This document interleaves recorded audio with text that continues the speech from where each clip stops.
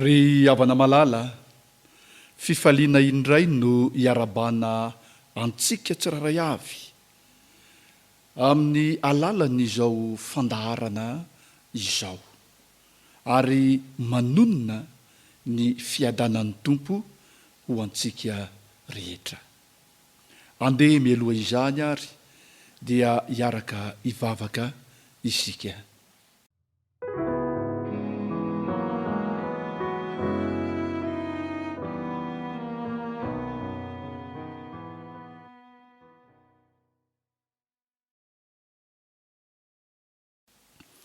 Ry Andriamanitra rainay io, tsara indrindra ianao ka dia miondrika eo anatrehanao zahay. Anatanteraka izao fizarana ny teninao izao indray amin'ity anio ity, mangataka anao ny fanahinao masina, hitaridalana anay tsiraray avy, hamangy ny sambatan'olona, ary hanazava sainanay, azahoanay mahalala ny fitiavanao. Misaotra Kristy eo. Amen. Eny ry havana malala, omaly isika dia niresaka fa na dia nomena fahefana hanjaka aza ny olona dia niara-dalana tamin'izany dia nisy didy, nisy fitsipika, nisy fepetra izay napetrak'Andriamanitra mba handrindrana indrindraindrindra ny fiainam-piarahamonina. Dia hitatsika fa vokatry ilay tsy fankatoavana, vokatry ny tsy fanarahana, na ny hoe ihany koa ny marimarina dia ny hoe ny tsy fanajana ilay fepetra dia voaozona ny tany. Hitatsika tamin'izany ny fanambaran'ny Genesis toko faharoa, Genesis toko faharoa ka ny andininy fahaenina ambin'ny folo sy ny fahafito ambin'ny folo, izay manao hoe: ary Jehovah Andriamanitra nandidy andra-lehilahy ka nanao hoe, ny hazo rehetra eo amin'ny saha dia azonao hinanana ihany, fa ny hazo fahalalana ny tsara sy ny ratsy dia aza hinanana, fa amin'ny andro izay hinananao azy dia ho faty tokoa ianao. Ho faty tokoa ianao. Eto zany ry hava-malala, dia mazava tsara ny resaka, mazava tsara ny fepetra, mazava tsara ny fitsipika, ny didy izay napetrak'Andriamanitra. Ary Andriamanitra mihitsy no nandidy andra-lehilahy. Raha tsorina izany ny zavatra rehetra, raha tsorina ny resaka, dia misy ny hoe azo atao, tokony atao. Ary misy etsakilan'izay ny tsy azo atao sy ny tsy tokony atao. Rehefa nambara sy napetraka izay didy izay, dia voaresaka fa ny tsy fankatoavana, ny tsy fankatoavana dia mitarika na hoe mahatonga ozona.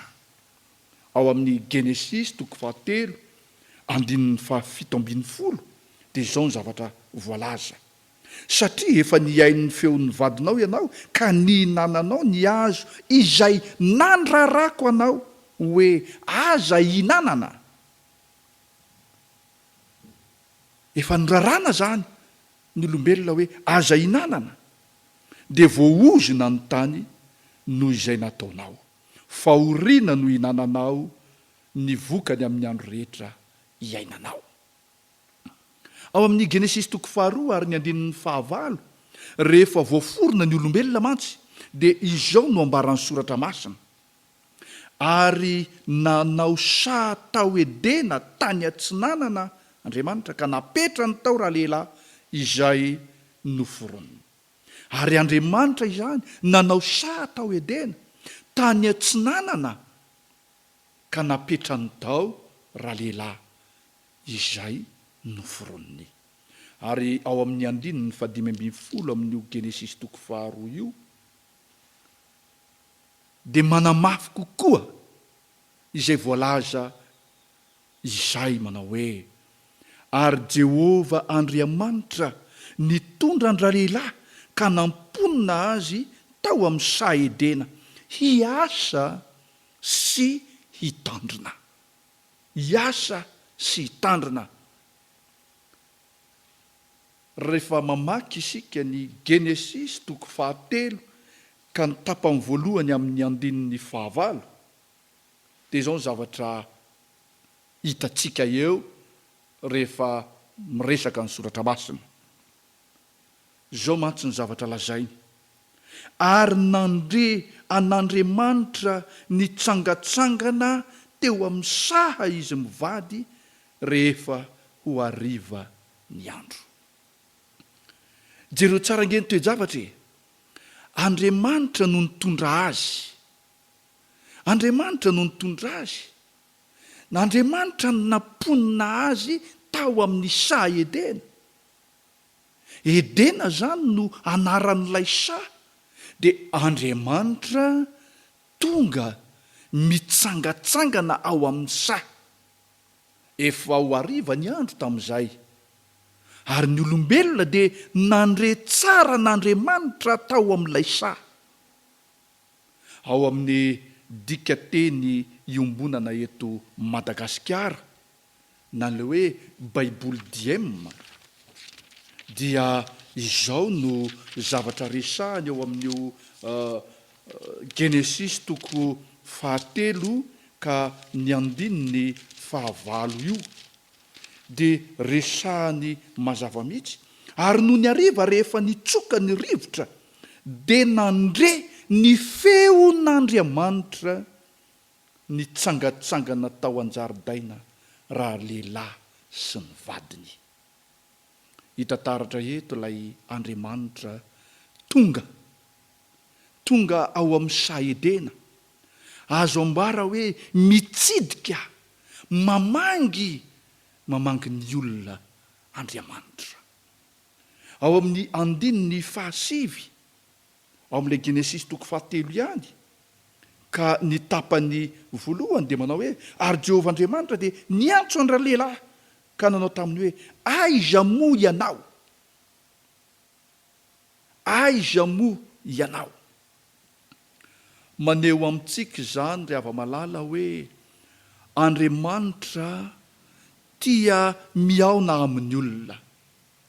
Andriamanitra mamangy ny olona. Fiarahamonina avokoa izany ary tsy salasalana ny mihevitra fa Andriamanitra dia Andriamanitra tia fiarahamonina. Tia miaramonina amin'ny olona. Andriamanitra manatona, Andriamanitra mitady. Saingy indrisy rehefa mamaky ny tapany 2 amin'ny andininy 9 ao amin'ilay Genesis 3 isika, dia izao ny zavatra soritany mazava. Genesis 3 andininy 9 tapany farany. Ary raha lehilahy sy ny vadiny niery ny tavan'Andriamanitra. Raha lehilahy sy ny vadiny niery ny tavan'i Jehova Andriamanitra tao anaty hazo, tao amin'ny saha. Jereo ange izany trangan-javatra izany. Andriamanitra manatona, ny olombelona miery. Andriamanitra mitady, aiza moa ianao? Ny olombelona miezaka ny miafina. Taloha kelin'io ry hava-malala, manomboka amin'ny Genesis 3 ary ny andininy voalohany, dia manomboka eo koa ny tantaran'ilay tsy fankatoavana izay voambara ka mahatonga izao ezaka ataon'ny olona izao hiery ny tavan'Andriamanitra. Manomboka eo ilay fihetsika mandositra miery miafina ny tavan'Andriamanitra. Moa tsapanao ve ry mpiainy malala, rehefa malala isany, fa mikatsaka anao Andriamanitra, mikatsaka asy anao Andriamanitra, ary te hiaona amintsika sy anao izy. Impirimpiry moa isika, impirimpiry sika eo amin'ny fiainatsika no manao ezaka hiery ny tavan'Andriamanitra. Impiripiry no miezaka miery an'Andriamanitra, mandositra an'Andriamanitra mihitsy. Na dia tabaka azy zany fiarahamonina mivantana izany, satria mahalala eo imasony loatra isika, dia indro Andriamanitra manao ny fomba rehetra hamerenana izany toe-javatra izany ho amin'ny laony. Te ahita, te hiara-monina amiko sy aminao Andriamanitra, ary manako mandrakariva, mamakivaky ny vanim-potoana rehetra ilay feon'Andriamanitra manao hoe aiza moa ianao. Exodosy 5:20, Exodosy 5:20 ary ny 9:9 dia milaza tahaka izao: asaivo manao fitoerana masina ho ahy izy, dia onona eo aminy aho. Asaivo manao fitoerana masina ho ahy izy, dia onina eo aminy aho. Andriamanitra te hiara-onina amin'ny olona. Andriamanitra manao dingana hanarenana ilay fiarahamonina rava. Andriamanitra manome taridalana mba handravonana ny olana misy. Asaivo manao fitoerana masina ho ahy izy, dia onina eo amin'ny aho. Ao amin'ny Matio 1:20, andininy 7:20, Matio 1:20 ny andininy 7:20, dia izao no fivakin'izany teny izany: indro ny Virjina hitoe-jazaka hiteraka zazalahy, ary ny anarany ataon'ny olona hoe Imanoela, zany hoe raha adika amintsika Andriamanitra. Amintsika Andriamanitra. Ao amin'ny dika teny ombonany eto Madagasikara na ny DM izy, dia mazava ny zavatra resahany: miaraka amintsika Andriamanitra. Hatrany hatrany ry hava-malala, dia Andriamanitra mihitsy no manao ny dingana voalohany. Te hiara-monina amintsika izy, te hiaraka mitoetra, te hiara-mandeha amiko sy aminao Andriamanitra. Ankehitriny ary ry hava-malala, raha milaza izy aminao hoe aiza moa ianao, moa mbola hiezaka ny hiafina, hiezaka ny hiery an'Andriamanitra va isika? Moa mbola handatsy te hiara-monina, tsy te hiara-mandeha amin'Andriamanitra va isika? Raha sitrakao manomboka izao, raha tia an'Andriamanitra marina isika, dia aza miafina, aza miery azy, andeha hiara-mandeha amin'Andriamanitra. Hitahantsika ne Jehova, ary ho eo amintsika mandrakariva izy, hivavaka izy.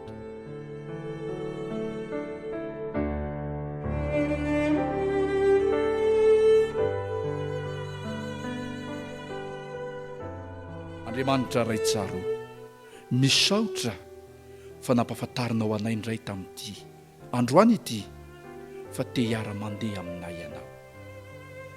Irao ny fanahinao masina andresy lahatra anay mandrakariva, mba hatonga izany fiarahantsika mandeha izany ho tena zava-misy eo amin'ny fiainana. Misaotra Kristy eo. Amen.